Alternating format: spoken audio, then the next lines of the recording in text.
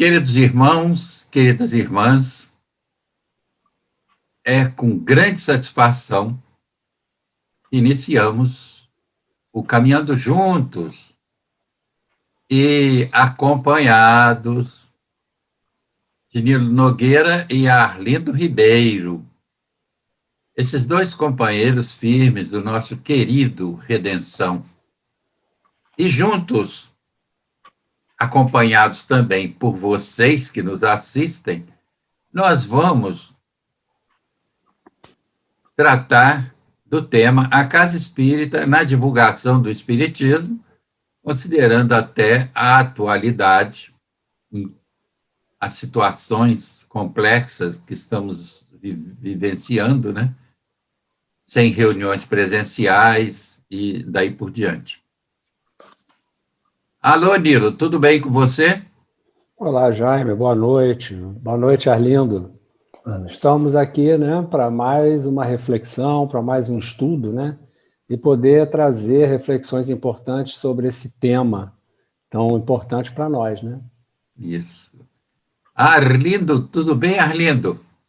Tudo bem, Jaime. Boa noite, Nilo. Boa noite, companheiros e companheiras de casa. E eu queria dizer que, além de ser muito bom estar aqui, mais uma vez, é interessante porque a gente não fica cansado de caminhar junto, né? Isso aqui é bom, porque quando a caminhada fica cansativa, é que é desagradável. Mas a gente não fica cansado dessa caminhada, não. Tem sido muito estimulante. Isso é muito bom. É interessante, eu já repeti isso, que vou dizer agora várias vezes, no Caminhando Juntos. Esses momentos que nós passamos aqui conversando, é como se nós estivéssemos no Redenção. E não sei se acontece com vocês, mas comigo acontece que, em saindo da gravação, em terminando o trabalho, eu saio com uma cabeça muito boa, graças a Deus. Nós temos muito o que agradecer, o amparo dos bons espíritos que assistem às atividades do Redenção, né? Em especial, o dirigente espiritual da nossa casa, que é Kale Rama, e os demais espíritos que cooperam com ele e que nos ajudam tanto a caminhar nessas reflexões, né? Os protetores de vocês, meus protetores e esses espíritos responsáveis, né? Pela assistência ao Redenção, às atividades do Redenção. Então, meus amigos, queridos irmãos e irmãs, vamos dar início. A Casa Espírita na divulgação do Espiritismo. Vamos lá, Arlindo. A Casa Espírita como ponto referencial mais importante do Espiritismo e do movimento espírita, né? Está preparada para praticar e divulgar um espiritismo consistente e coerente, Arlindo? Essa é uma questão para a gente refletir muito, muito mesmo. Eu gosto da proposta, da proposição, e eu vou me prender a isso imediatamente, que eu acho que essa fala é extremamente importante, é o que é fundamental. A gente, às vezes, tenta inverter isso, e quando inverte isso, não dá certo. A Casa Espírita como ponto referencial mais importante do Espiritismo. Porque, de alguma sorte, eu acho que isso foi jogado de lado ou tentou-se inverter isso, né? De que maneira? Passou a valer o que vem de fora, seja pelos médiuns, pelos espíritos tais e quais, e a gente perdeu a referência, esse referencial que é a Casa Espírita e que precisa continuar sendo a Casa Espírita, ele é lastreador. Ele é que estrutura os passos que eu, espírita, vou dar na minha caminhada. Porque eu vou atender a quem chega, eu vou atender a quem está, e eu vou possibilitar reflexões muito importantes para a vida de todo mundo e para a vida de cada um em particular. Então, assim, esse referencial é extremamente importante. E, de alguma maneira, eu não sei se nós estamos habilitados nesse momento com essa clareza, com plenitude para isso, justamente por essa inversão de valores. A gente tem uma referência do Espiritismo que tem mais a ver hoje com o que disse A, B ou C, seja ele médium ou espírito, do que o sujeito estudou e conheceu na prática da sua casa espírita. Isso me parece muito grave, porque daí para frente tudo anda meio fora de prumo, fora da linha. Né? Então, eu acho que é um caminho que a gente precisa pensar. Né? Você sabe que existe o processo federativo, né? Aqui no estado do Rio de Janeiro nós temos o CERJ, né? Conselho Espírita do Estado do Rio de Janeiro.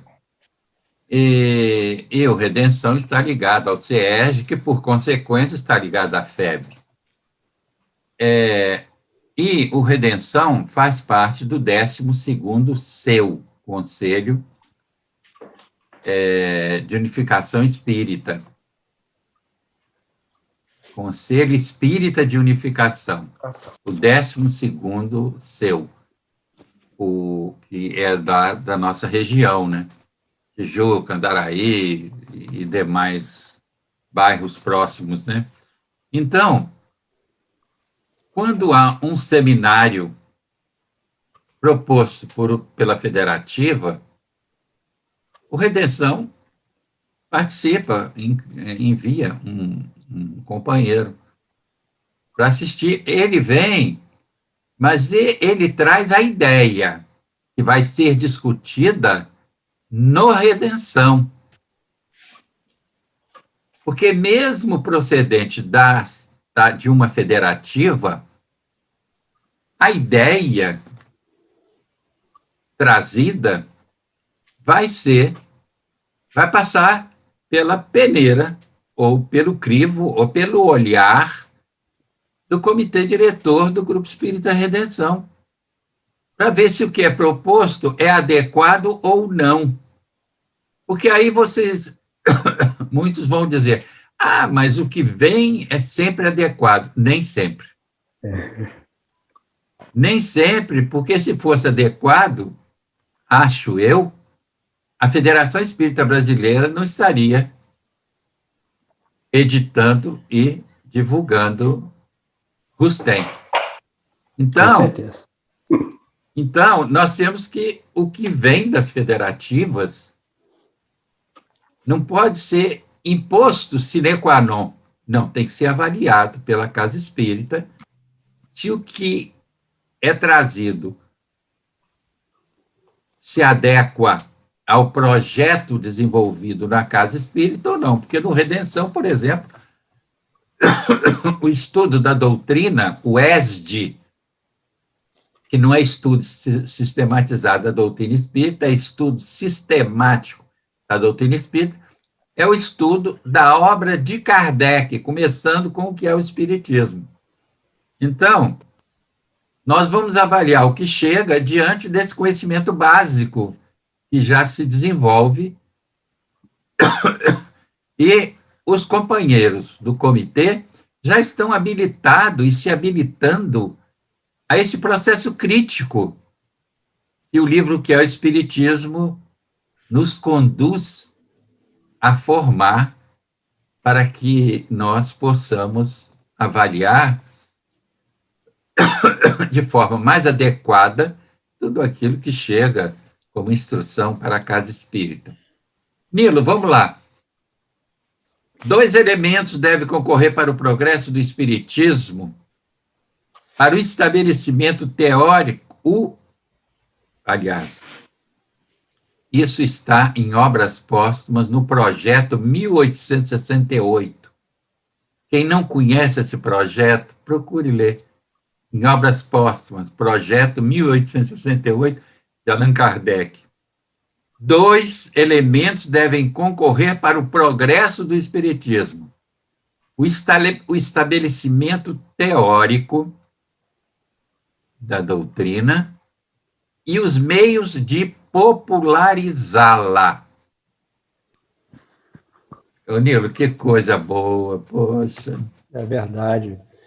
Bom, a gente precisa entender primeiro o que seria o progresso do Espiritismo, né? O Espiritismo traz uma novidade, né? Traz uma coisa nova para a vida das pessoas, para a vida, enfim, para o planeta, para o mundo, uma nova relação, né, das pessoas com a vida. E ele mesmo, né, traz em si o germe do seu, vamos dizer assim, ele coloca que ele deve progredir, que ele está aberto a crescer, a fomentar e a expandir, conforme a capacidade humana também for aumentando. Né? Por quê? Porque ele se baseia em pesquisa. Né? Ele veio através da pesquisa, e a pesquisa está sempre aí disponível. Devemos pesquisar sempre. Quanto mais não aprenderemos, né, nessa trajetória. Né? Então, como 2 fatores para esse progresso, é fundamental, né, o estabelecimento teórico da doutrina no sentido do entendimento correto, no sentido de se falar a linguagem correta que a doutrina espírita coloca, entender os princípios em que ela se baseia. Não há margem para você fazer uma interpretação pessoal. Você pode fazer uma ilação, pode ligar 2 pontos e trazer conclusões mais aprofundadas e tal, mas os princípios estão ali, isso precisa ser respeitado e tomado como ponto de partida. Isso é básico. Para que o espiritismo venha a progredir, ele tem que estar fundado nos seus princípios. Isso não pode haver divergência, nem se transigir sobre isso, né? E os meios de divulgá-lo também têm que estar atrelados a essa ética, a esses princípios. Existem vários meios de divulgação, né? Todos eles podem servir, podemos falar em meios práticos, né? de mídia, ou em meios no sentido de como fazer isso, como passar essas informações, né? Os meios devem ser sempre tendo em vista a clareza, a transparência da relação com a doutrina. Mas podemos usar todos os meios disponíveis. Né? Devem ser usados todos os meios disponíveis para levar a doutrina espírita, deixar a doutrina espírita ao alcance de toda e qualquer pessoa que queira tomar conhecimento dela. Acho que isso deve ser importante. Quando ele diz que esses 2 elementos são importantes, o estabelecimento teórico da doutrina, isso aí já está estabelecido na obra kardeciana, né? E meios de popularizá-lo, né? De popularizá-la, a doutrina. Popularizá-la, no meu entendimento, fazer chegar essa doutrina a todo mundo, ao povo. Isso. Tomando cuidado, popularizar não quer dizer tornar mais atraente, ou fantasiar, ou enfeitar, não é isso. Nem vulgarizar, né? Nem vulgarizar. É tornar acessível. Isso. Tanto na forma de trazer, no linguajar, na maneira de colocar os raciocínios, os pensamentos, na maneira de abordar esse entendimento, né? Como vamos dizer, na extensão, levar essa mensagem o mais longe possível, torná-la muito acessível por todos os meios possíveis. Mas, Nilo, quando ele fala popularizar a doutrina, eu entendo também sair do elitismo cultural. Porque tem companheiros que falam, porque Kardec, na Revista Espírita, ele chega a tocar nisso várias vezes. E alguém que vai falar para um público deve conhecer aquele público, deve saber, para que ele fale no sentido de que aquele público que está ali entenda o que ele está falando. Se ele fala numa forma cultural altamente elitista, ele estará excluindo muita gente, talvez, daqueles que ali estão, do entendimento da doutrina. Então, ele tem que falar de forma simples, objetiva, em determinados ambientes, e chegue ao coração e ao entendimento das pessoas. Não é só o intelecto, né? Bom, Verdade. vamos lá, Arlindo Nogueira. Arlindo Nogueira é Nilo Nogueira. É Arlindo Ribeiro. Ribeiro. Hein? Ribeiro, justamente. Isso aí. Bom, Arlindo, a divulgação do Espiritismo passa, então, por duas questões básicas: conteúdo e forma. Conteúdo, doutrina espírita. Forma, técnica e forma de atuação na divulgação do Espiritismo qualifica o trabalho, né? O que você poderia falar para a gente, inclusive considerando essa fase da pandemia, em que nós não estamos tendo reuniões presenciais, em que nós estamos usando de meios que não estávamos habituados a usar, principalmente nós, no meu caso, mais idoso, né? Foi um pouco difícil entrar nessa máquina de YouTube, dessa coisa toda, né? Mas a gente vai forçando a barra, não desanima, né? O que você gostaria de falar sobre isso? Olha, Sam, tem umas coisas aqui interessantes, muito interessantes nisso. Vamos tentar fazer de forma bem curta. Então, ele aponta que 2 elementos vão concorrer para o progresso do Espiritismo, né? Ou melhor, desculpe. A divulgação do Espiritismo passa, então, por 2 questões básicas. Então, a primeira é o conteúdo, né? E o conteúdo é a doutrina. Então, nós vamos pensar que, para aquilo que você falou inicialmente, quando fala nessa divulgação, né? Lá no nosso primeiro item, quando falamos nessa divulgação, e aí vamos ver aqui esse conteúdo, que a questão toda é essa, é lembrar que a base de onde tudo isso emana é a casa espírita, é o centro espírita, e pensar nesse conteúdo. Porque a gente fica pensando assim, lembrando assim, nós temos conhecido, temos acompanhado que muita gente tem conhecido o Espiritismo sempre por terceiros e terceiras formas e tal. Aí vamos mostrar assim, por exemplo, quantas pessoas do Novo Momento conhecem este livro, por exemplo? Que é um livro que trata de doutrina, especificamente doutrina. Allan Kardec, o Principiante Espírita. Ah lá. Você falou ainda agora no que é o Espiritismo. Então, se a gente não conhece essas estruturas, fica muito mais difícil compreender e estar preparado para esse segundo momento.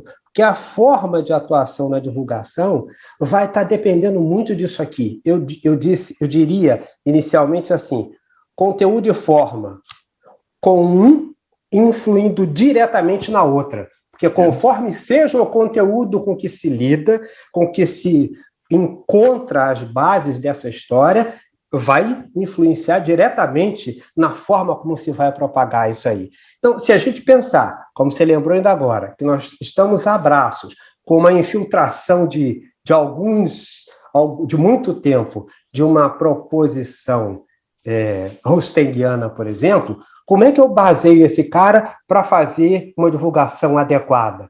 Se ele, por exemplo, estiver lidando com essa forma, especialmente nos livros mediúnicos, mas não só, né? Em que o que é propagado, o que é dito ali, o que está posto, contraria em muitas situações e que propõe a doutrina espírita trazida pelos espíritos e fundada por Allan Kardec.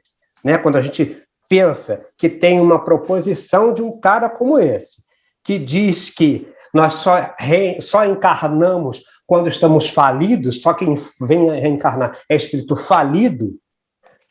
Então é uma coisa horrível, ele vem perfeito e na sua perfeição houve algum problema, desce. Parece até aquela história do demônio, né? Que lutou com Deus, aí sim, bota ele para reencarnar. Então isso é uma coisa muito ilógica com a proposição doutrinária. Quer dizer, quem se funda numa base como essa vai divulgar o quê? Se não esse equívoco, esse absurdo tão rotundo contra a própria doutrina, que denigre a imagem da doutrina, que contraria frontalmente a doutrina e Allan Kardec. Então, são coisas difíceis de conviver, né? Conteúdo, doutrina espírita, e eu anotei ao lado, não o espiritismo cristão de que se fala na FEB, ou que se propõe pela FEB, com essa proposta rustenguiana, em que a gente não tem que pensar, em que a gente tem que acatar. E é por isso que nós, quando falamos nessa questão da divulgação, e da questão do centro espírita, da base que é o centro espírita, é que tudo tem que nascer lá. É lá que é a base, é lá que é a célula, é dali que as coisas vão surgindo, vão tomando bojo. E quando há uma proposição de lá para cá, que ela possa ser efetivamente avaliada, mas avaliada com o quê? Com a base doutrinária. Se não há base doutrinária, não há condição de avaliação.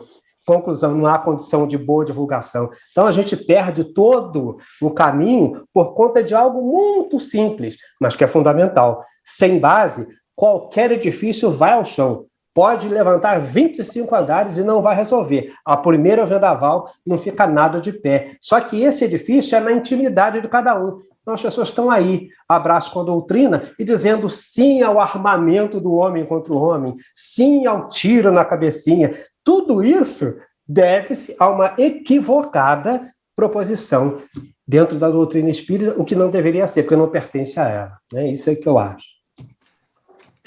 Muitos imaginam erradamente que o centro espírita existe porque as federativas existem. É o contrário. Esse é o grande equívoco, né? Esse é o grande equívoco. É o contrário. As federativas e a própria Federação Espírita Brasileira existem porque o centro espírita existe. O centro espírita é a unidade mais importante, a meu ver, do movimento espírita. É ali que acontecem as coisas importantes. E se esse centro espírita segue a doutrina, a ciência, a filosofia e a moral proposta na obra de Kardec, na obra da codificação, que para mim a codificação espírita é toda a obra de Allan Kardec, você, quando falou no Principiante Espírita, há uma outra obra de Kardec também, que foi traduzida há pouco tempo pela FEB, quando estava presidente aquele espírita... Mazotti. O Espiritismo, na sua mais simples expressão, é uma obra de fácil entendimento, muito interessante. Quer dizer, nós precisamos conhecer tudo isso, para que a gente possa ir partindo daí e se aprofundando, né?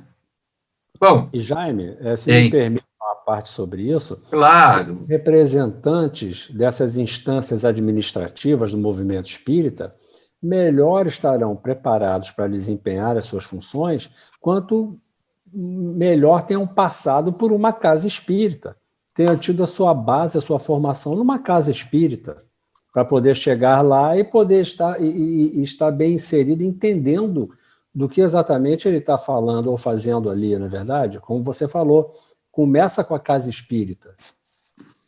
Ô, Nilo, mas isso aí é uma das condições para participar das federativas, é estar ligado a uma casa espírita.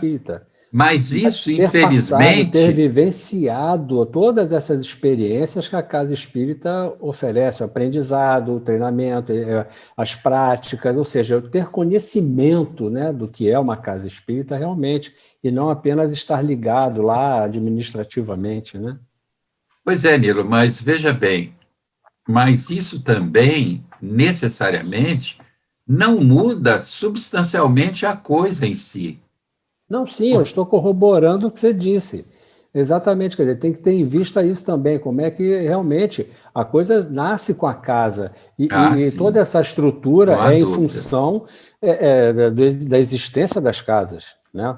Mas a base doutrinária é fundamental. É a base doutrinária que pesa. Você pode ter qualquer casa espírita, mas se não houver a base doutrinária adequada, vai chegar lá fazendo a mesma bobagem. Se não houver uma base, se na casa espírita não houver um estudo e uma prática coerente e consequente de conformidade com o que foi proposto na obra basilar de Allan Kardec, não adianta nada, ele vai levar esses equívocos para as federativas. Exatamente. E, às vezes, vai impor esses equívocos, né? Vai querer impor esses equívocos através da federativa. Por isso é que eu falei que, no Redenção, quando chega uma proposta da federativa, nós vamos avaliar.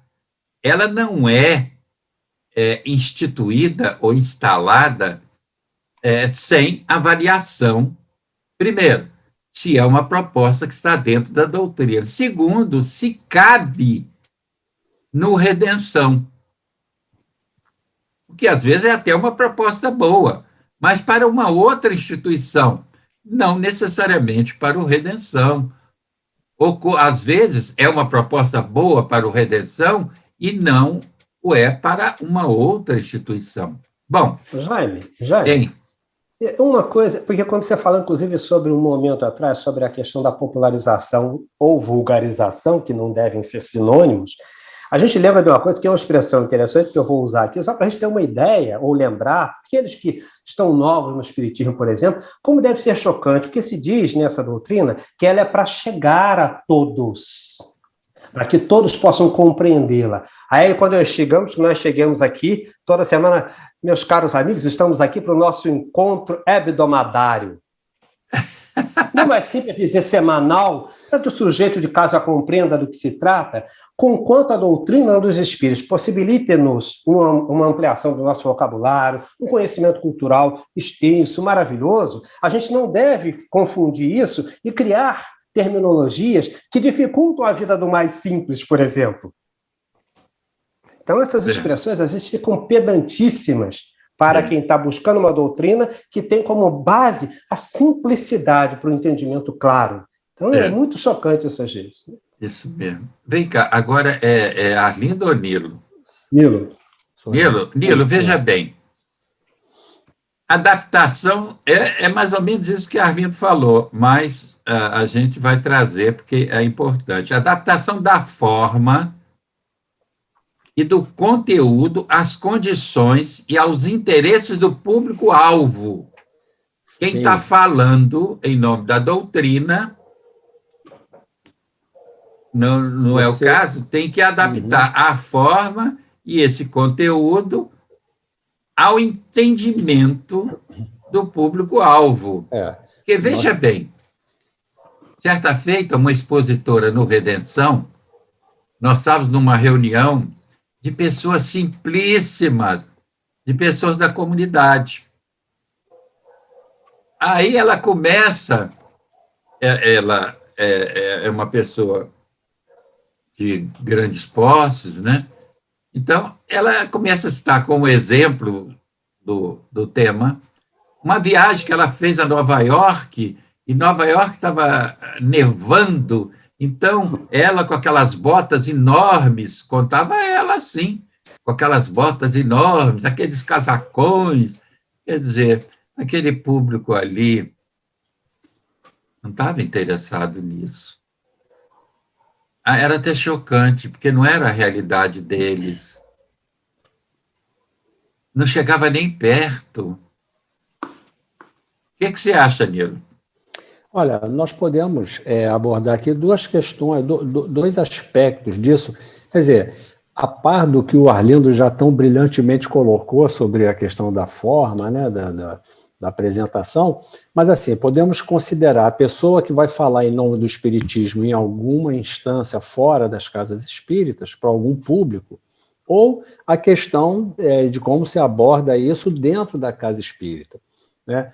Quando eu leio essa frase, me vem mais assim a ideia de falar sobre na casa espírita, porque a casa espírita tem como público-alvo, tem os assistentes, as pessoas que buscam a casa espírita para assistir a uma palestra, tomar um passe, tem os médiuns e tem as famílias assistidas.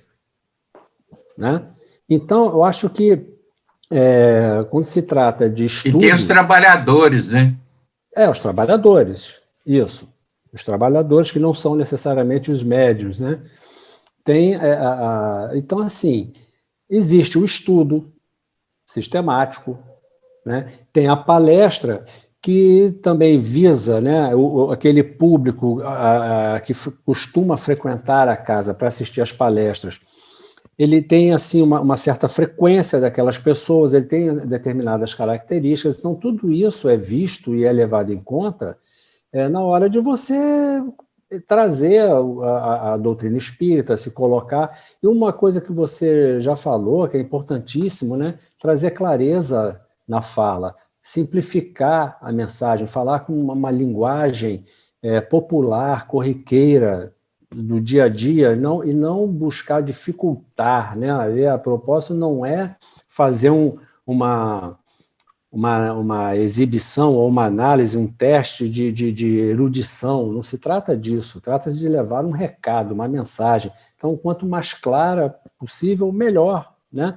E, assim, reuniões que possam atender a todas as necessidades, a aos ramos das atividades que a casa estrutura, que a casa pratica, né? Tem os assistentes, tem as pessoas que colaboram, tem as pessoas que colaboram num serviço, não colaboram em outro. Então, assim, poder dar trato a isso tudo a partir de todo o conteúdo que é passado e também através da condução pelo exemplo. Também se ensina a doutrina espírita pela atitude, pelo exemplo daqueles que estão à frente dos trabalhos, que estão coordenando os diversos trabalhos da casa. Então, quando eu leio essa frase, me vem muito isso, né? Adaptação da forma e do conteúdo às condições e aos interesses do público-alvo. Se você está numa palestra, você vai abordar a doutrina espírita com um enfoque de estudo. Se você está à frente de um trabalho, você está com seus companheiros, você está atendendo, levando a sopa, você também tem que ter a sua atitude ali, a condução, junto com os companheiros, junto àquelas pessoas que estão sendo assistidas. Tem todo um contexto, então tudo isso forma, né, vamos dizer assim, a identidade da casa, a identidade daquele grupo. Eu acho que é importante nesse sentido, né? Aliás, você falou em sopa, eu me lembrei que agora o Redenção está atendendo a população em situação de rua com quentinhas. A gente tem que melhorar. Nós já distribuímos sopas, já distribuímos lanche, quando não foi possível distribuir a sopa, e agora estamos distribuindo quentinhas. Quer dizer, é isso aí que a gente não pode perder de vista. É a melhoria do serviço, a melhoria do trabalho, né? Nós não podemos perder de vista a imobilidade de uma casa espírita é a sua queda. Eu sempre digo que os espíritos inferiores, eles não estão querendo terminar ou com Redenção ou qualquer casa espírita. Por quê? Se o Redenção terminar um dia, eu não vou deixar de ser espírita por isso. Eu vou procurar uma outra casa espírita. Isso não deverá acontecer, mas deverá procurar outra casa espírita, mas mesmo que não procure, eu não vou deixar de ser espírita. Porém, se a casa espírita for imobilizada, aí, meu filho, o espiritismo perde muito. A doutrina perde muito, porque aí as formas de divulgação são resultado dessa imobilidade, que não deixa a casa espírita crescer, avançar em amor, em esperança, em caridade, em verdadeira prática do bem, e não fazer trocas com Deus ou coisa do gênero. Bom, mas vamos continuar, que o assunto é extenso, né? Vamos lá, é Arlindo, né? Sim. Isso. Vocês me ajudem, porque a gente fica discutindo e eu já não tenho mais a idade de vocês, né? Então, às vezes eu me perco, então é justificado, né? Bom, eu vou passar, aqui no roteiro tem um item que eu vou passar, porque ele já foi falado várias vezes aí. fortalecimento doutrinário, administrativo e daí por diante. O seguinte, o item do roteiro, na época em que estamos e à vista do estado de nossos costumes, os recursos financeiros são a grande força motriz de todas as coisas, quando empregados com discernimento. Obras Póstumas, projeto 1868. E considerando essas novas propostas de divulgação da doutrina através desse processo virtual, isso aí requer um recurso financeiro. Sim. Não é? Quando, antes dessa pandemia, o Redenção já transmitia as suas reuniões públicas pela internet. As reuniões públicas de segunda-feira e de sábado, presenciais no Redenção, eram transmitidas pela internet. Há um custo. Quer dizer, o progresso vem o progresso da técnica, mas junto vem também o progresso do custo, né? Vem o aumento do custo, né, Arlindo? Vamos lá, Arlindo. E o segredo, eu acho que é esse é um ponto nevrálgico até, né? Graças a Deus, pelo que nós estamos podendo ver aí de forma geral, parece que o público espírita está contribuindo nas suas respectivas casas espíritas de alguma sorte. Porque é verdade, como manter essa atividade de forma que é hoje capital para a maior parte das pessoas, é ter esse alento de poder ter um encontro como esse, e como de diversos outros que têm acontecido pela via digital. Quanta coisa boa você tem podido fazer, mas isso onera, né? A gente continua com as atividades. Se hoje a gente não está pagando mais ou está pagando menor conta de luz, que estamos usando menos a casa espírita, não sei o quê, nós estamos usando a internet necessariamente com essas plataformas todas, das quais nós dependemos para essa comunicação. Então, tem que levar isso em conta. Agora, a questão é a racionalidade disso, né? Então, eu queria pensar em duas coisas interessantes. A primeira é essa, que é esse dado de hoje. Nós precisamos usar com essa clareza, ter um uso, discernimento na utilização desses recursos para atender essa necessidade de comunicação, de atender ao anseio do outro, não só por programas como esse, mas com o atendimento fraterno, uma série de outras atividades que nós mantivemos e que fazemos hoje online, através de WhatsApp, através de Instagram, etc, etc. Então, tudo isso tem que ser mantido, né, de alguma sorte. E tem uma outra coisa que aí é ao longo dessa caminhada até aqui, em que muita gente se perdeu nesse contexto, né, em que a gente mirou tanto o econômico que acabou levando o processo mediúnico, por exemplo, das psicografias e livros e não sei o quê, tudo isso para buscar esse recurso e, de alguma maneira, esquecendo um pouco do conteúdo desse material todo. Aí foi se jogando coisas aí pela janela, porque a gente precisa ganhar dinheiro, precisa produzir, porque o centro tem que seguir, tem que fazer isso, tem que fazer aquilo, e aí a gente começou a investir só nas obras, sem muito critério de avaliação. Então, são duas situações que a gente não pode perder de vista, que o fato de buscar esse recurso que é necessário não pode justificar que se faça esse tipo de coisa que se tem feito já há algum tempo com a literatura mediúnica, por exemplo, que invadiu todos os espaços, ou você compra na Saraiva, em qualquer outra livraria comum, mas a qualidade do que se tem podido comprar em nome do espiritismo é extremamente duvidosa. Então, acho que a gente tem que estar atento com isso, né? Não tenha dúvida, a gente tem que estar muito atento com aquilo que está sendo divulgado em nome do Espiritismo, né? É a recomendação de Kardec, que avalia, que a gente precisa avaliar tudo que se nos chega às mãos em nome do Espiritismo, né? Porque tem muita coisa que foge, ou às vezes nas entrelinhas daquilo que a gente lê, estão conceitos equivocados. Porque, às vezes, o conceito equivocado não está tão claro. Por isso, a necessidade de conhecimento da base doutrinária.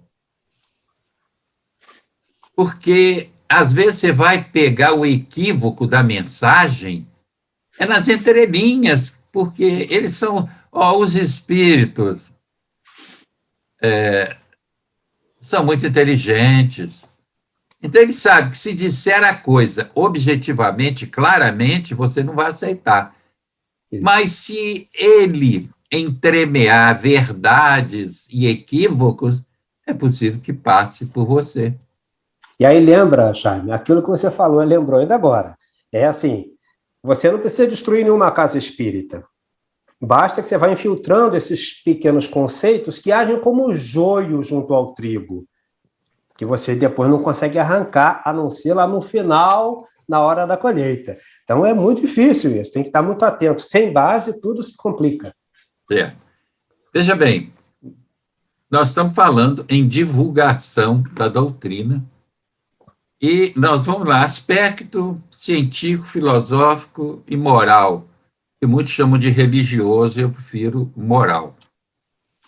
Kardec, no Livro dos Médiuns, no item 328, diz o seguinte: a instrução espírita não compreende somente o ensino moral dado pelos espíritos, mas também o estudo dos fatos, abrange a teoria dos fenômenos, a pesquisa das causas e, como consequência, a constatação do que é possível e do que não é, ou seja, a observação de tudo quanto possa fazer que a ciência se desenvolva. Olha, isso parece que é simples, mas não é. Porque é muito comum no movimento espírita as pessoas só quererem que se fale na casa espírita sobre evangelho. Mas vejam bem, o que diferencia o espiritismo das demais crenças está na filosofia. Não está necessariamente no evangelho. O evangelho é importantíssimo, o evangelho genuíno de Jesus. Tanto que ele, se me amais, eu rogarei a meu Pai, e ele vos enviará outro Consolador, e vos esclarecerá sobre todas as coisas, e vos lembrará tudo que eu tenho dito. Está o Espiritismo aí, lembrando o ensinamento genuíno do Cristo, e nos esclarecendo sobre todas as coisas. Vamos lá, Nilo. Sobre isso aqui, é muito bacana, assim, a doutrina espírita, ela por si mesma, ela pode propor isso aqui. Por quê? Porque ela ela se baseia na verdade da vida. Isso. Então, ela não tem uma proposta pessoal de alguém, uma opinião, não é isso. Ela vem descortinar uma realidade. Se isso é realidade, vai falar sempre de tudo o que acontece com propriedade, porque não está inventando uma coisa, não está querendo estabelecer nada fora do que... né? Então, a doutrina espírita vai sempre ser capaz de explicar os fatos sociais, os fatos científicos, porque ela não nega a ciência, ela não veio se contrapor a nada, pelo contrário, ela veio mostrar que a ciência é o caminho para o crescimento do homem, crescimento intelectual, e a moral de Cristo, o crescimento moral, né? O crescimento no sentido de moralização do homem. Então, a doutrina espírita ela vai sempre estar atual, porque ela vem falar de um fato, de uma verdade, de uma realidade que é a vida. Então, qualquer fato, acontecimento, como diz aqui, abrange a teoria dos fenômenos, a pesquisa das causas e, como consequência, a constatação do que é possível e do que não o é. Observação de tudo quanto possa fazer que a ciência se desenvolva. É isso, é a busca da verdade. É diferente, por exemplo, de certas religiões que se colocam como detentoras do conhecimento e ninguém pode ir contra, ninguém pode contradizer aquilo, sob pena de ser punido. Então, só resta as pessoas acatar, obedecer e concordar. Doutrina espírita não é isso. Doutrina espírita é liberdade, veio justamente nos libertar desse processo. de dominação. Espiritismo não trabalha com dogmas, né?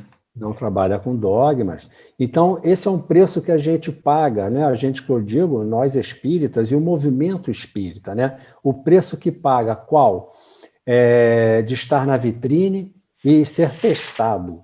Até mesmo por essas situações, como o Arlindo colocou, de literatura que tenta se dizer espírita e não é. Né? Esse é o preço da liberdade, né? É você estar exposto e pessoas estarem, vamos dizer, circulando e tentando tirar proveito, enfim.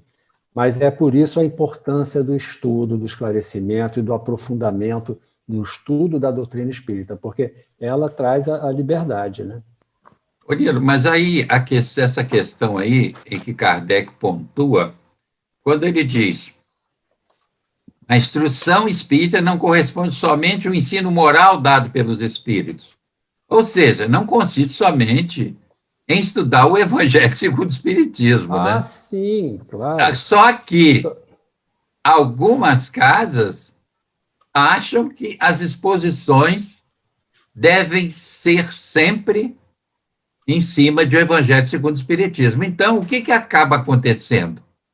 Acaba acontecendo um evangelho mal explicado, mal explanado, um evangelho decorado, sem que a pessoa que esteja falando ela tenha vivenciado o ensino moral proposto por Jesus. Porque eu acho, para mim, como expositor, eu acho muito mais difícil falar sobre evangelho do que falar sobre filosofia e ciência espírita. Falar sobre filosofia espírita e ciência espírita, para mim, é mais fácil do que falar sobre evangelho. Porque o evangelho, eu preciso, quando falo, eu ser verdadeiro naquilo que esteja falando. Porque essa transformação moral proposta pelo Espiritismo não é essa coisa miraculosa com que muitos aí consideram, não. É um dia a dia, é um constante modificar-se, é um constante avaliar-se, né, para se melhorar. Agora, é por isso que Kardec diz, olha, não é estudar, instruir só, falar só sobre moral espírita, mas temos que falar sobre filosofia espírita, o estudo dos fatos, porque estudando um fato espírita, eu retiro desse fato a sua feição filosófica e a sua feição moral, porque o fato pertence à natureza. Isso. E o que acontece, Jaime, a casa se pautar somente no aspecto moral, no evangelho, por exemplo, corre um sério risco de cair no moralismo. Isso, é esse o problema. O que acontece? Por que algumas pessoas caem nisso? Porque no moralismo ela pode se encastelar, ela pode isso mesmo. Se colocar como autoridade, e dali é fácil você distorcer coisas, interpretar, né? A pessoa que, né? Agora, quando você parte para o estudo dos fatos, à luz da doutrina espírita, você consegue contextualizar a questão moral da doutrina espírita. Você consegue trazer para o dia a dia, para os fatos, inclusive mostrando como isso é de todo mundo, a vida, o sofrimento, a dor é de todos. Então, a importância da compreensão, da fraternidade, do perdão. Então, o evangelho fica muito mais rico e explicado quando você insere ele na realidade da vida. Isso. Não adianta você fechar ele ali num estudo moralista, você se restringe ao estudo do evangelho, a casa espírita vira uma coisa engessada, né, moralista. No estudo simplista do evangelho, não é não? Simplista, exato. Porque Deolinda Amorim diz uma coisa muito certa. Os três aspectos, eles se entrelaçam de tal forma que não há como dissociá-los. Você, quando toca em ciência espírita, como consequência, você vai chegar a parte filosófica e, como consequência, a parte moral do espiritismo. Porque esses três aspectos, em se tratando de espiritismo, eles são indissociáveis. Eu, quando falo isso, eu não estou desmerecendo o evangelho, muito ao contrário. Eu estou qualificando, porque quem vulgariza e dissemina um evangelho decorado, burocrático, é o que está acontecendo. É um evangelho que as pessoas falam por estarem até habituadas a falar, mas de sentimento, de vivência daquilo que elas estão falando, às vezes tem muito pouca coisa. Arlindo, você quer falar? Sim, Jair, eu quero sim. Sabe por quê? Uma coisa que a gente acaba perdendo de vista, eu digo nós, espíritas, especialmente esses que gostam de compartimentar a doutrina, setorializar, esquece de uma coisa extremamente importante. Fundamentalmente, esqueceram de Jesus como pedagogo. Esse pedagogo agiu de tal sorte que ele diz aquela proposição que você colocou ainda agora. Eu rogarei ao Pai, ele vos enviará outro consolador. Sabe por quê? Para que a gente não virasse igrejista, para que aquilo tudo que ele disse, que ele sabia que nós ainda não tínhamos compreendido, pudéssemos compreender nessa divisão pedagógica que é a doutrina dos espíritos, em que há mediunidade, a ciência, em que há filosofia e onde há moral, para que a gente pudesse ter clareza plena daquilo que ele ensinou.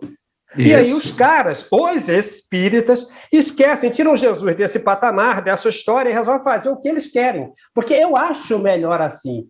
Mas se fosse assim, eu não precisava desse pedagogo me dando essas instruções. Foi ele quem estruturou tudo isso.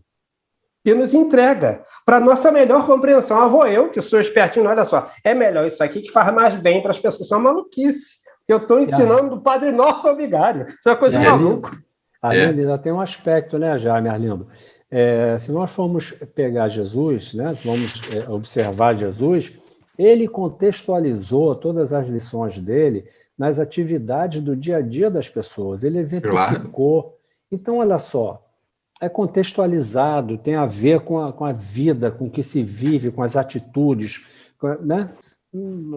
Esse caminho que foi feito, né, que fizeram com o Evangelho, de ser elitizado, isso uma minoria, ficar sob o domínio de uma minoria, para dali disseminar as coisas para as pessoas como uma verdade inquestionável, sem ser pensada, sem liberdade, né? Quer dizer, corre-se o risco de cair na mesma coisa quando você exclui um desses aspectos da doutrina, o científico e o filosófico, você fica no moralismo, no evangelho.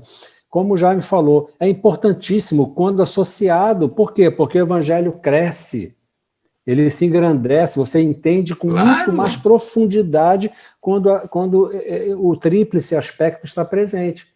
É por isso que é indissociável, porque o próprio evangelho vai crescer e você vai entender muito melhor no seu dia a dia, nas situações em que você vive, o que aquilo tudo quer dizer na prática. A pessoa que sofre, a pessoa que está passando por uma dor, aquilo vem ao encontro. É isso mesmo. Bom, Kardec, ainda no projeto 1868, em obras póstumas, que eu aconselho a todos que leiam esse projeto, muito interessante, diz Kardec, um curso regular de espiritismo seria dado com o fim de desenvolver os princípios da ciência espírita e propagar o gosto pelos estudos sérios. Esse curso terá a vantagem de criar a unidade dos princípios, de obter adeptos esclarecidos, capazes de difundir as ideias espíritas e de desenvolver grande número de médios. Encara esse curso como capaz de exercer influência capital no futuro do espiritismo, em consequência, e em suas consequências. Obras póstumas, projeto 1868, Ensino Espírita. Agora, considerando a atualidade, Eu falei até que no Redenção o curso é ESD, mas é estudo sistemático da doutrina espírita. É o estudo de toda a obra de Allan Kardec, que agora é feito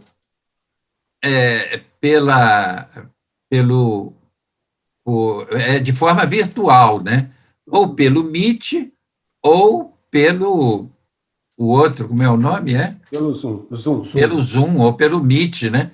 E ficou, gente, tudo é novidade, mas no início a gente tropeça, mas depois acerta. Com o tempo, os grupos de estudos do Redenção, hoje em dia, estão funcionando nesse projeto. As reuniões do Comitê Diretor do Redenção funcionam de forma virtual. Então, nós temos que utilizar. Agora, Kardec diz um curso regular de Espiritismo seria dado com o fim de desenvolver os princípios da ciência espírita e propagar o gosto pelos estudos sérios, né? Pois é. Fala. Quem é que vai falar agora? Isso. Arlindo. Sou eu. É muito interessante isso. E que a gente pudesse pensar, primeiro assim, um curso regular de Espiritismo. Isso é bom lembrar para a gente voltar lá ao início. A questão toda é básica, é doutrinária. E aí sim, funciona bem. Um curso, né, que tenha regularidade, né? Regularidade. E com essa base, com o Espiritismo. Seria dado com o fim de desenvolver os princípios da ciência espírita, né? Nós estamos falando daquela ciência comum, não é a ciência espírita. E desenvolvê-la, e aí eu lembro de uma situação, de um comentário feito por você, Jaime, num outro encontro nosso, que você disse, olha, eu tenho a impressão, dizia você, que os espíritos estão aí anunciando um monte de coisa, esqueceram de trabalhar por essa proposição, por exemplo, de ajudar a alavancar essa questão da continuidade do estudo da ciência espírita, por exemplo. Eles vêm dar mensagem, fazem livros bacanas, autoajuda, um monte de coisa, mas a ciência, por exemplo, eles não promoveram nada, não ajudaram em nada, pelo menos até desse momento do nosso conhecimento, para que essa ciência avançasse. Então, é disso que ele está falando, é disso crescer de tal maneira que seja autossustentável. O sujeito tem que ser capaz de reconhecer isso. Eu tenho ouvido pessoas dizerem assim, olha, eu sei bem disso porque eu aprendi com fulano de tal. Olha, graças a Deus eu não aprendi com ninguém. Eu tive uma orientação muito boa. O Grupo Espírita Redenção nos ajudou na nossa base, porque aponta o tempo todo para a base. Olha, o estudo é aqui, a base é essa aqui. E vamos lá ver o que é. E a gente vai estudar, vai ler e vai discutir, porque o crescimento acontece e cresce no conjunto. Quando a gente senta para discutir, o que eu já li sozinho, já fiz a minha compreensão, mas eu quando boto na roda, não é bem assim não, olha, acho que o aspecto não é só esse, você só viu isso. Então é essa estrutura que é fortalecedora. Então não adianta dizer, olha, eu aprendi com o Jaime Lobato. Isso não faz diferença se eu não estiver fazendo o trabalho que o Espiritismo diz que é preciso fazer. Eu não estou aqui para fazer porque o Jaime Lobato quer, com todo o respeito que nós tenhamos a ele, com todo o amor que tenhamos a ele. Nós estamos aqui para falar de espiritismo, e não do Zé, não seja ele quem for. Senão a gente perde esse fundo aqui, porque o fio da meada é isso aqui, essa base, essa consolidação, através desse curso regular, da estrutura para amanhã, o Jaime, como qualquer ser humano aqui, vai morrer amanhã, rapaz. Isso aí, Arlindo. Tem que seguir. Senão a gente vai ficar, e agora morreu, acabou, o Jaime foi embora, acabou o negócio, pessoal. É o que ele disse antes, se falhar aqui a casa, eu deixo de ser espírita? Não. Não por quê? Porque tem base. Porque se não tiver base, deixa mesmo. Ah, meu Deus, levaram meu ídolo, meu pastor, levaram meu mentor, eu não sei mais o que fazer. Não é essa a lógica que o Espiritismo busca para nós, não é isso que ele propõe. É que nós sejamos capazes de andar com nossos próprios pés. Até porque a minha história é só minha, a do Jaime é só do Jaime, do Nilo é só do Nilo, e a de cada um dos senhores e senhoras é só de vocês. Ninguém pode fazer por vocês, né? Arlindo, e tem muitos mentores encarnados que no mundo espiritual estão passando grandes dificuldades, que não tinham todas aquelas qualidades que eles aparentavam. Todo mundo acreditava, né?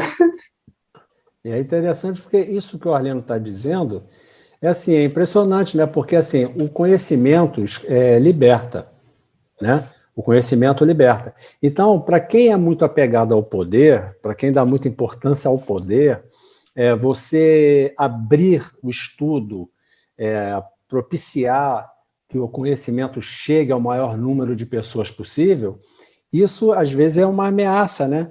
Para aquela pessoa que quer ter o poder, que quer estar centralizando, quer estar no meio das coisas. Então, assim, a gente vê logo a diferença de um estudo que é um estudo voltado para o aprendizado, para o conhecimento, para a dilatação do entendimento da doutrina espírita, ou aquele estudo que é feito para se manter determinados hábitos, crenças, costumes que vão se desenvolvendo em certos lugares, né? Isso. Então, assim, cai naquela questão que a gente falou ainda agora, da questão de só se estudar o Evangelho, por exemplo, porque por esse caminho você pode desenvolver uma atitude moralista e dali começar a distorcer a coisa para que caiba dentro do que você acha melhor. Isso seja, mesmo. Farisaísmo puro no final. Exato, as pessoas não questionam, não querem ir contra, todo mundo tem que baixar a cabeça, é verdade, nossa, como ele é bom, como ele sabe, né? Então ali cria-se um nicho de poder, e é isso que a doutrina espírita vem quebrar, exatamente isso que ela vem fazer, quebrar esses grilhões do poder e libertar as pessoas para o livre raciocínio, para a liberdade de pensamento, né? De entendimento. Agora, com essas plataformas digitais, virtuais, quer dizer, o processo de divulgação, ele se tornou uma porta aberta para muita gente, né? Para todo mundo, assistir todo mundo, né? Quer dizer, o Grupo Espírita Redenção tem 2 projetos no YouTube. Um é esse, Caminhando Juntos, às quartas-feiras, às 7h. E o outro é o Momento Redenção, que é às segundas-feiras, também às 7h no YouTube. Plataforma Grupo Espírita Redenção. Então, canal Grupo Espírita Redenção, né? Quer dizer, nós tivemos que fazer grandes acertos para chegar ao que nós estamos chegando hoje. Agora, isso foi muito produtivo em termos de progresso para nós como seres humanos, como espíritas, porque fomos conhecer também, através do YouTube, propostas espíritas completamente fora de contexto, né? Mas tem muita coisa boa também. Bom, considerando isso, diz Kardec no Livro dos Médiuns, item 347, ao lado das obras especiais, os jornais também contribuem com fatos, aí Nilo, a gente entra na questão da vivência diária. Ao lado das obras especiais, os jornais também contribuem com fatos, notícias, reportagens, relatos de virtudes ou de vícios que levantam graves problemas morais suscetíveis de serem resolvidos pelo Espiritismo. Esse também é um meio de se provar que ele, o Espiritismo, se liga a todos os aspectos da vida social. Livro dos Médiuns, item 347. É Arlindo, né? Não, é Nilo mesmo. Eu acho que sou eu agora. Veja só, né? A doutrina espírita veio como uma nova proposta de entendimento da vida. Não dá mais para conter. A gente tem falado em outros programas, né, que a sociedade chega a um momento que aquilo toma um impulso, né, as consciências chegam num determinado limite que rompe um determinado degrau. E não tem como segurar isso. Isso é o avanço natural. A doutrina espírita trouxe, ela abriu uma porta que quem começa a estudar, quem entra em contato, não tem mais como voltar atrás. Porque ela vai trazer, ela vai falar sobre a realidade, como já dissemos aqui, ela aborda a realidade da vida, ela explica o que é a vida, como ela acontece, o que significam essas coisas todas. Então, obviamente, o que é a vida, né? Que são os fatos noticiados no jornal, o que são esses vícios? É a humanidade vivendo e sendo a humanidade. E a humanidade é parte da vida, tudo isso é explicado, a doutrina espírita explica esses caminhos, esses movimentos humanos, a dor, quer dizer, explica isso tudo. né? Então, realmente, ela se aplica a todo e qualquer tema, ela se sustenta em todo e qualquer tema, né? Diante da liberdade de pensamento, o Espiritismo se fortalece, pois se mostra capaz de fazer frente a qualquer tema. Você vai encontrar explicação para os problemas atuais, para os problemas passados, para os problemas da evolução. Inclusive, tudo isso se encadeia, dando entendimento ao que chegamos hoje, como as coisas estão hoje, o que isso significa.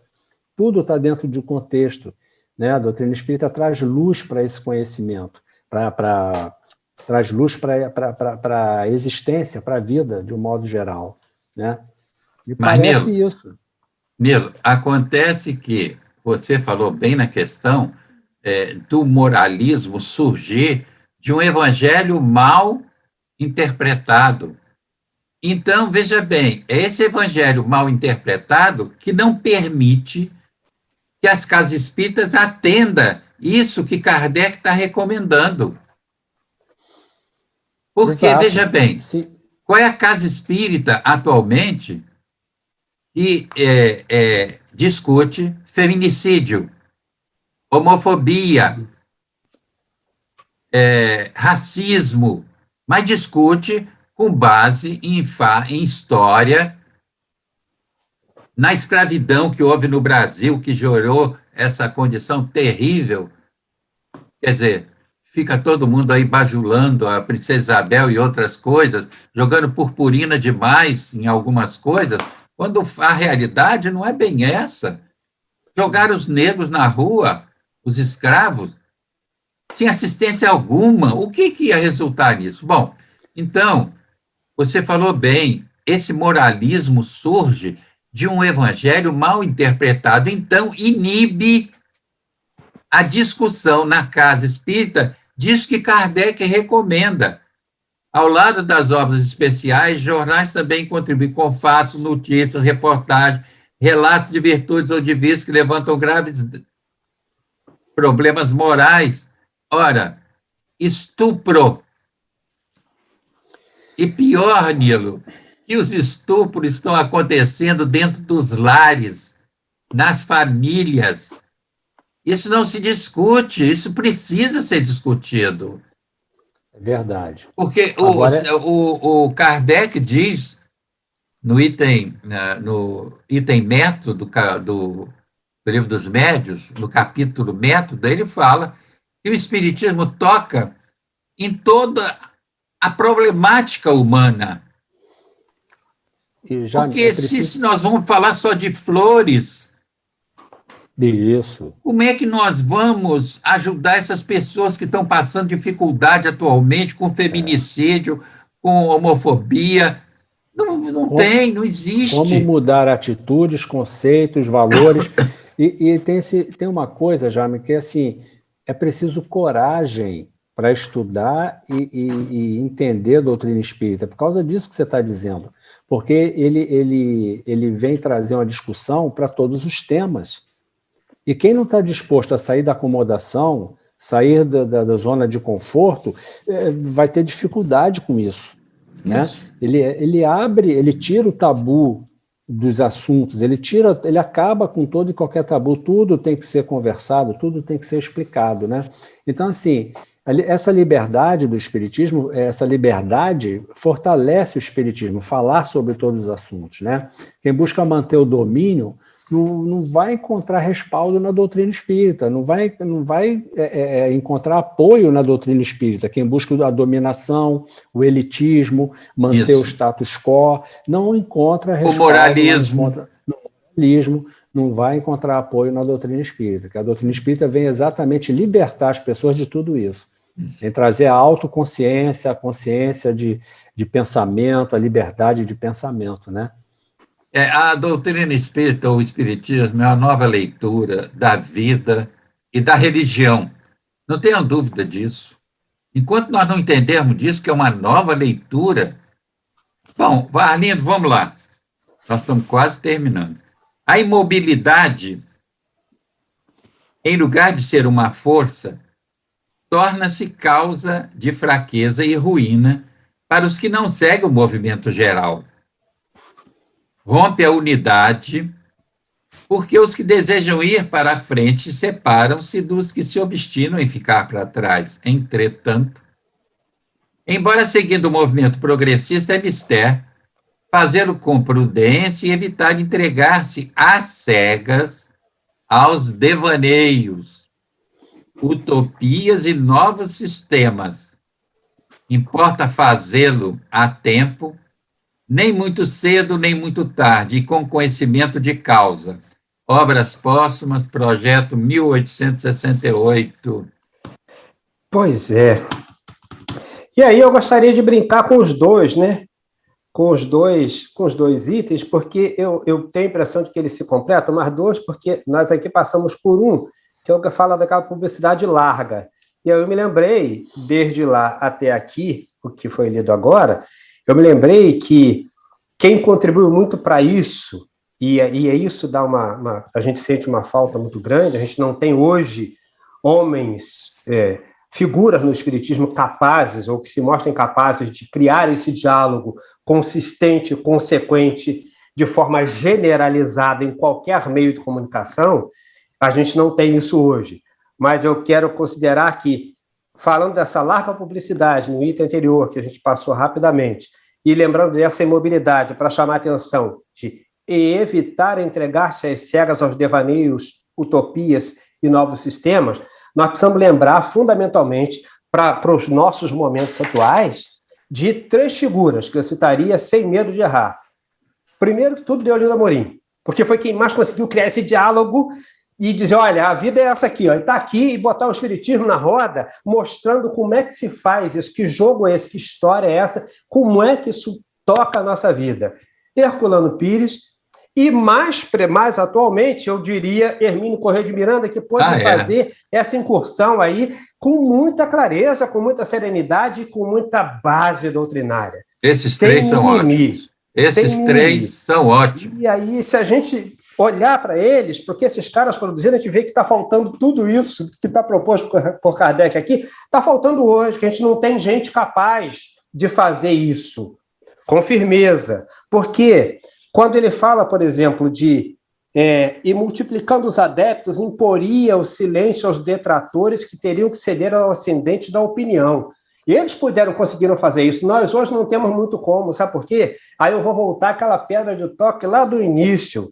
A gente não tem muito isso, porque nós temos um espiritismo divulgado no mundo inteiro e está sendo carregado para o mundo inteiro muito dessa proposta rostenguista infiltrada em todas essas literaturas mediúnicas que chegam ao mundo inteiro. Então temos transformado em espíritas no mundo inteiro um monte de gente sem base doutrinária real, ou infiltradas com pensamentos difíceis e equivocados em relação à própria doutrina. Então, quer dizer, como é que a gente vai fazer adeptos dessa maneira e silenciar os detratores? Porque se o detrator pegar isso que Kardec diz e pegar algumas dessas obras que estão espalhadas pelo mundo inteiro como espíritas, não tem como não.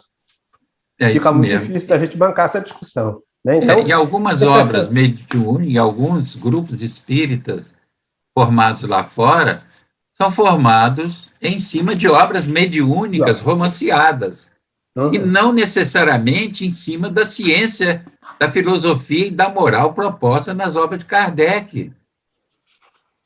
O que estudam lá fora, muitas das vezes, é obra de Joana de Ângela, de Manuel Filomeno de Miranda, e coisas do gênero, né?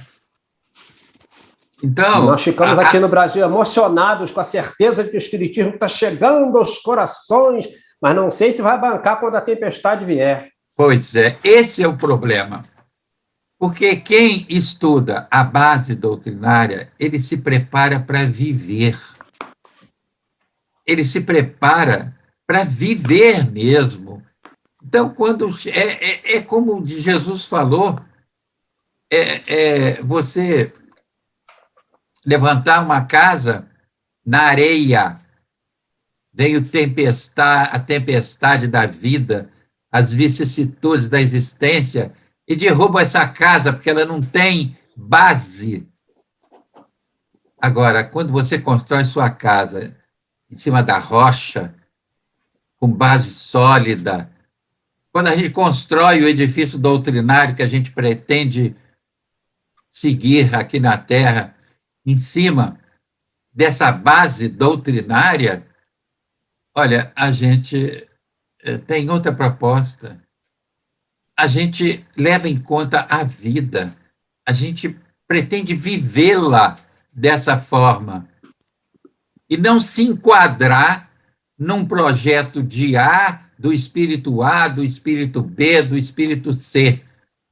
A gente se enquadra naquele projeto de progresso proposto na lei de progresso contida em O Livro dos Espíritos, isso sim.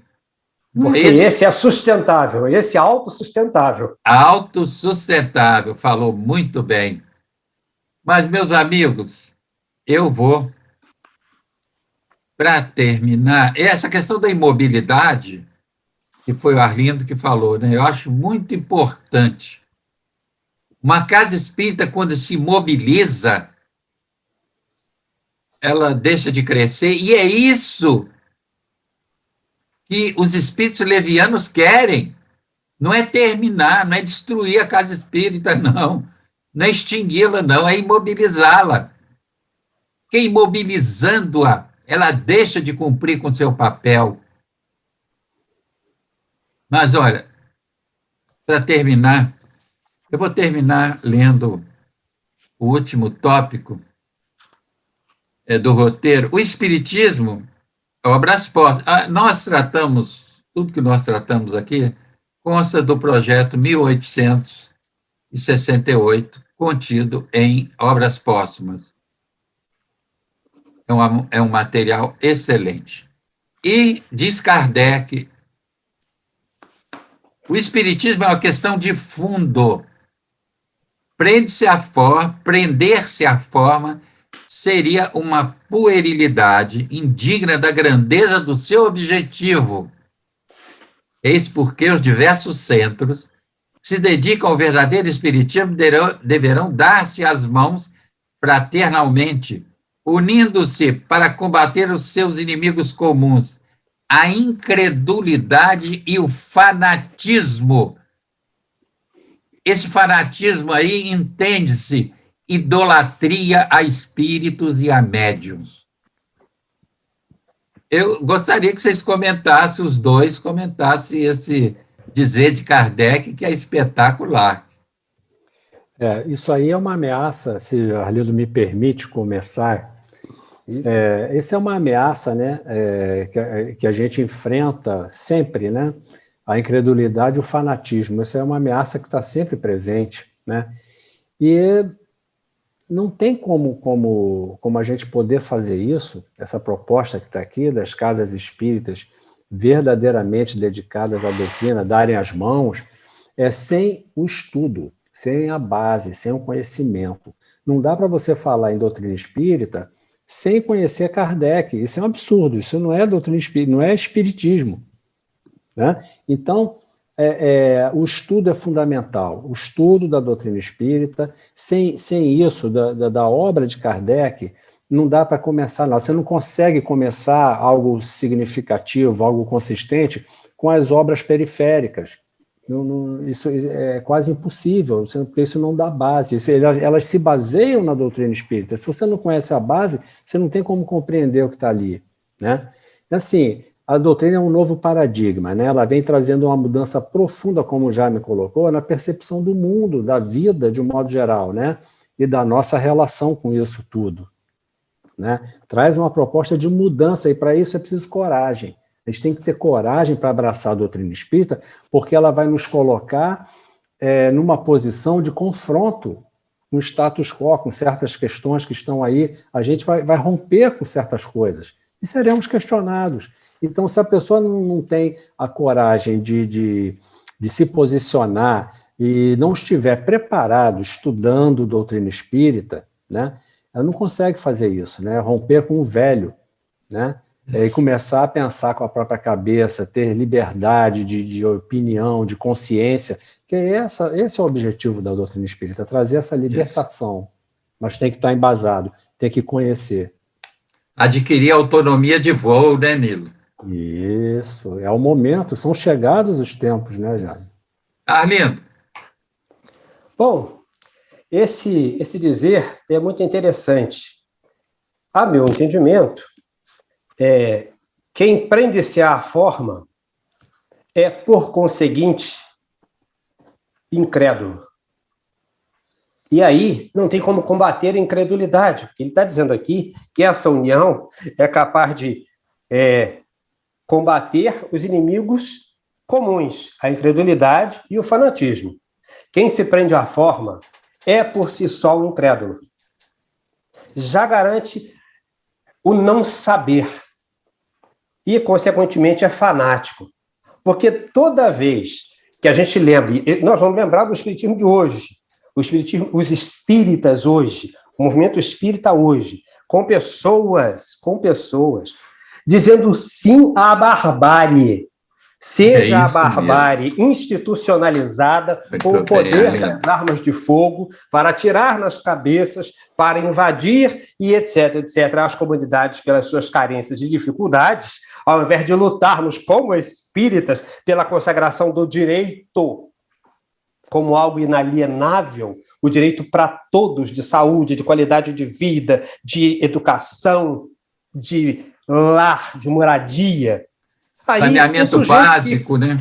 Pois é, o sujeito que apoia isso, ele não faz parte desse grupo aqui que vai lutar contra a incredulidade e o fanatismo, porque ele já se mostra um incrédulo e um fanático. Incrédulo por quê? Porque quando eu aposto como espírita que é legal comprar arma para matar o outro, na hipótese da autodefesa, eu estou negando por base essa doutrina. Estou negando por base essa doutrina. Isso é contrário a qualquer coisa dentro dessa doutrina. Porque essa doutrina, ela é proposta por Jesus. Ele roga ao Pai que mande um outro Consolador para ficar conosco, nos esclarecer todas as coisas, e eu vou dizer que eu sou a favor de armamento da população para autodefesa. É incoerente, no mínimo, com essa proposição. No mínimo, incoerente. Então, para se lutar contra essa incredulidade e esse fanatismo, é fundamental que deixemos de sê-lo, antes de tudo. Senão não há possível esse combate a essas duas mazelas que assolam a humanidade. E que o Espiritismo entrou nessa de forma tão tranquila e serena, fazendo até arminha com os dedinhos. Isso é apavorante. Espera aí, não é Espiritismo, não, o movimento espírita. É o movimento espírita, é verdade. Não é o Espiritismo, não, perdoe-me, é o movimento espírita. Ou muitos dos companheiros do movimento espírita. Então vamos pensar nisso, gente, vamos pensar isso. Vamos rever isso aí com os conceitos de Jesus. Isso aí. Para a gente poder ter clareza de onde está pisando. Como é que a gente poderia imaginar? Veja bem, na época de Jesus havia violência também. A violência maior foi impetrada contra ele mesmo, né? Morreu da forma mais torpe, mais violenta, né? E a gente vê a questão do bom samaritano, o outro foi assaltado, bateram, machucaram ele, quer dizer, havia violência, sim. Uhum. Mas você viu Jesus instigar alguém a usar arma? Aliás, você já imaginou ele Jesus com a metralhadora na mão e os discípulos também? Jamais. E havia violências. Uhum.